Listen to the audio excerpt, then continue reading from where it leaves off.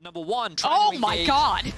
Oh, okay. So we've got the AP kog'maw in mid lane. Okay, we'll talk more about that. We will talk about it, but I think that ultimately what Mad Lions have...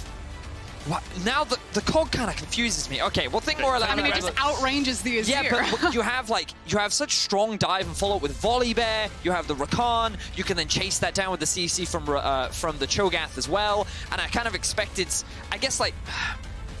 Yeah, to me, the cog doesn't fit. I understand how it makes sense. He's just so obnoxious. And he's also really good at delaying backs as soon as he gets level 6. But we'll see if Inspired possibly cheeses him level 2. He is very low mobility. Kog'maw, if he oversteps, it's a perfect pillar position here. And you can see Inspired with the early flash for the red buff. Humanoid flashes away and still dies. First blood rogue. And already going according to plan for Larssen. Now, the other lane that I wanted, the rise of rogues, so prolifically.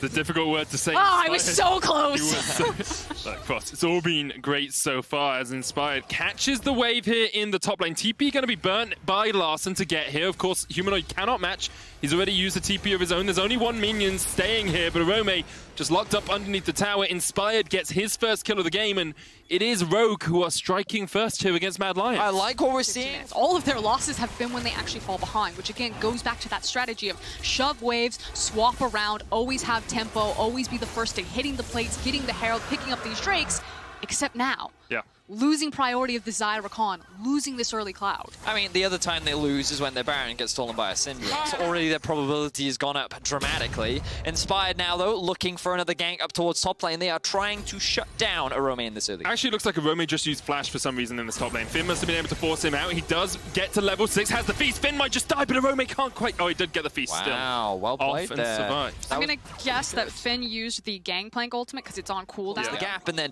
Azir and Aphelios is like, woohoo, we're chilling, we're having a great time. Whereas if they have to then force their engage onto an objective, they've only really got the Gangplank ultimate to use to actually close that gap. Kaiser with the quickness goes straight on in. Larssen is done for. Vander trying to jump in with the Unbreakable, but can't do too much.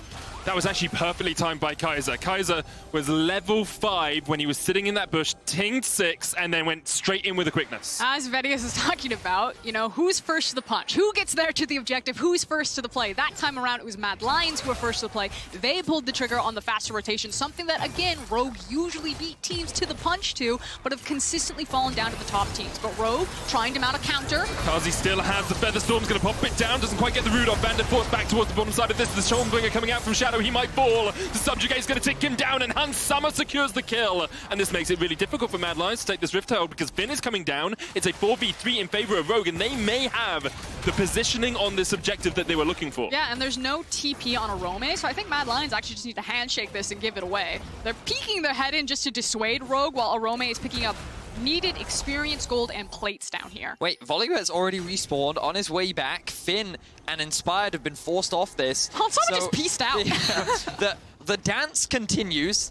As you rightly said, Hans Summer was prioritizing getting that farm. Carzzy's now going to go pick this up. This does create a point of pressure that Mad have to go and deal with, but Inspired is resetting. Now, I think that what we can take from this is Rogue said we can challenge the Rift Herald because the key mistake, because I don't disagree with you, was just that Carzzy rotated down. I think if Carzzy had stayed to pick up the farm up into the top lane, that it actually would have been a fine play for Mad. Oh, here comes GP. TP from Gangplank, or excuse me, Cho'Gath. Mad Lions and Rogue have been fighting over this for the last couple of minutes. Inspired's going to step forward, pops the Subjugate down, the pillar goes out as well. Kaiser trying to jump in, that Rift Herald has already been secured. Orome feasts it down, Carzzy pops a Feather Storm, has to flash away, lands a double root, but here is Gangplank, and the Sultan swings his scimitar through Carzzy. Hans Summer also kills Shadow on the back line. Shadow sacrificed himself to make sure he could get that Rift Herald. And it's Rogue that come out ahead in kills, but Mad get to kind of follow these series of steps. But both these teams aren't quite following the steps, so we're kind of like, okay, so what's the plan here? What are they doing? And like, it clearly seems that both these teams kind of have different priorities, but Rogue's priority is not these early Drakes, that's for sure. But that's so strange because they normally have the highest monster objective control of any LEC team. This is actually like a complete departure from Rogue. The fact that Hans Summer overstayed top and then walked back top. Obviously very conscious. My issue is that they don't have Herald. This would make sense to me if Hans Summer had the Herald. So I legitimately think Rogue said, you know what? We think we will not win fights at the Drake. You have Xayah Rakan, a Volibear, and a Cho. We think we lose early game skirmishes. So fine, we'll concede them. We'll trade Herald for Drakes. but then Mad came and fought them for the Herald. So the trade never actually happened, and that's why we ended up in this very awkward situation. I get that. I don't blame you at all. Mad Lions have shown us so many times how quickly they can turn a game on its head. In fact, the last time they played against Rogue, they had that center Wukong, and they just kept going in for the engage. And once again, Shadow's going to step forward here. He's subjugated. Tower goes down in the bottom lane. Finn gets that. He's already completed his Trinity. So what's happening right now is we're positioning over the Herald, or second Herald, that is spawning, as well as the Infernal Drake that's spawning in 24. Again, it's the third Drake, which means that if Mad get it, it would set them up very nicely for Soul. So the quickness was fine there, but because Vander could just step in front of them with the Unbreakable, like, Carzzy could do nothing. I feel that was a little bit over-eager from Kaiser. I actually think that Mad Lions shouldn't have been trying to fight that anyway. Larssen maybe now caught out. Shadow burns a flash. Flash comes out of Larssen as well. But here comes the rest of Rogue, and they might look for a little bit more of a fight here. Shadow's just going to get chunked out. There's an Infernal Dragon available, and Mad may have thrown their chance to get this third dragon freely. Yeah, because here's the thing. Why don't you just handshake with Rogue and say, you can have the Herald. You're obviously playing hard topside, and try to trade it for the Infernal, and then potentially set yourself up for a Soul fight. Now, losing this Infernal, they then lose their opportunity to force Rogue's hand to try to play for Soul on fourth, and they'll possibly lose the Herald as well. Oh, Orome's coming in, though. He does have the Feast. Won't get there in time. Inspired secures it with the Smite, and now he's going to have to try and run towards this bottom lane. His living artilleries are starting to do a little bit of work. Carzzy even pops the Feather Storm there. Perhaps a little overeager. They might continue this chase. There's no turret, but that's just, it's a little bit of desperation. But it can have a massive payout, and if the chances are good enough, good teams will often take it. Emperor's Divide use here. The Stormbringer will stop that turret from doing too much damage, and Mad Lions will be able to walk away uninjured. They also get the tower in the mid lane. 4,000 gold between these two teams right now. I would say slightly helped there. I think that's something that could kind of upend Rogue, is that if you suddenly have a Cho'Gath that has splinter celled his way into Fog of War, and then finds a flank with all of this utility, Azir and Aphelios will not be able to get away from Braum synergizes extremely well with everything else. It keeps your arms length so you can never get feasted. I'm not saying Braum isn't a good pick. I'm just saying if we ever see that flank position from Orome, that's where it could. I think the issue is that because of how far ahead Hansama is over Carzzy, fighting front to back is really risky. They're doing it anyway! Oh, Shadow trying to run in.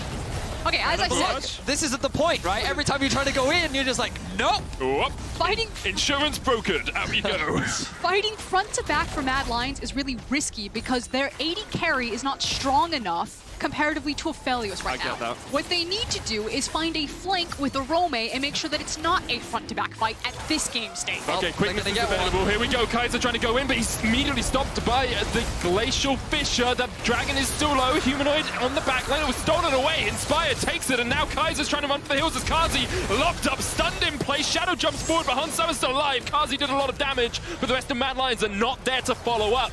And Rogue don't even need to chase this. They just used the pillar. They stole away the Infernal. But Mad Lions, they want a little bit more of this. Humanoid still has about a third of his mana bar available. And you can see him just trying to chip away. Teleport's coming in behind them. And now Rogue in the river are looking for a flank position here on Mad Lions. Kaiser on the front line. The barrels don't quite connect. But here comes Larssen. Puts the soldiers down in the river. Trying to catch onto Mad Lions, who are dodging away as quickly as they can. Humanoid's going to go down. He has the passive. Hansama has no way of getting away from it. Boom! Hansama dies, so Humanoid and Mad get their second kill of the game. But it's Rogue that's still in control. They secured the second Infernal Drake. They'll also come out ahead in the fight. And when we get the replay, I just want to showcase how difficult it is for Mad to actually engage on this composition. Remember that Mad threw everything in the mid lane. So even though they were first on the Drake... Mad, Carzzy has 2. He's always going to be ahead at this point unless there's just repeated shutdowns just fed into Carzzy. I will say that Carzzy is still 1 item away before I think that Mad Lions can feel confident in a front-to-back fight. As I say that, they're just like throwing their face at it. Yeah, Inspired, Charmed, popped up with a Glacial It'll work this time, guys. Because the thing is, the moment you go in, it's like pillar, now you can't go out. Just no escape for them. TP even comes in here from Orome. Finn is looking for a flank position, but doesn't even need to join this. It could be that Rogue are looking to pull the trigger on a Baron. Baron, yeah. Do not get me wrong, as I think that Mad Lions might get walked down here. Mad Lions are an exceptionally good team, but I will start to just plant this seed of doubt. They have started to fall down in the recent weeks. Yes. I mean, there's a wall near them, and they keep putting their face straight into it. They haven't looked on 12 and 5. The head-to-head would be 1-1, and in case you all don't know at home, if Mad and Rogue are tied at the end of the regular season, they will play a tiebreaker game if they're tied with each other. We will have at least one tie, because this is the LEC. We will truly have a best of 3. You've been asking for it. We decided to give it to you. Just the teams had to comply, you know, and now the Infernal Dragon has been started up here by Rogue. Mad, Carzzy takes quite a lot of a chunk. Orome trying to step forward, trying to be that front line for his team, but he's only really got AP, about 2,000 HP on him. The Infernal Dragon down to 2,000, it's taken by Carzzy, he secures it. And now they try and dive onto the backline, but the Emperor's Divide is going to do so much work. Shadow's already gone. There's 2 as Kaiser falls, and Finn is still stepping into Carzzy. Flashes off towards the back, Vander able to survive. There comes the damage, Carzzy, goodbye! Shut down, the double kill comes out from Hansama. Orome tries to flash away, but he has no place to go apart from back to the fountain. A triple for Hansama, he's looking for more. Humanoid almost goes down, just able to survive as he limps, wounded and hurt back towards his base, but Inspired's having none of that. Humanoid, it's walkies. It's Inspired actually might just die here. But has he delayed it for long enough? Can Rogue win the game? Just a consolation prize. No vision at the moment for Mad. It actually observes, if we could have a look just over towards that Baron pit and show us, they've got a few wards behind where Rogue would be. So they have these flank wards. They have those Orome wards, we'll call them, Frost, because that is where Orome could get in with his TP. Shadows diving forward. Hansama caught out just a little bit. Hansama really got the great knockup. The Feather Storm, that's 2, that's 3. kog'maw gets a triple. Humanoid perhaps able to turn this game around for his team, but Larssen's diving forward. The Emperor's Divide doesn't quite hit his Humanoid. Uses the setup. There's the Quadra. The kog'maw is popping off in this game. And Vedius, you wanted to know what the kog'maw was going to do? I don't think it was that you were planning for. And Mad Lions are, again, forcing, but they outplay on the individual player to kind of swing this game back for them. Now, still, big goal difference in favor of Rogue, and while all of that Quadra kill didn't give them a Baron, it did give Humanoid so many more items. This kog'maw will hit like a truck. And this is where I think the kog'maw can really be powerful. Level 17, whenever Rogue, that's so much damage. Cannon barrage going down with Carzzy. You can see Kaiser going to try and protect him. Carzzy able to get off towards the back of it, uses the heal, gets the root onto Inspired with the Blade Caller. Minions pushing in, going to take that inhibitor tower in the bottom lane. Mad might have to disengage. Okay, this is only the 3rd dragon for Rogue. Mad do not need to fight this, but Mad have never backed down from a fight before. I'm pretty sure they're willing to take guys. Almost just gets nuked.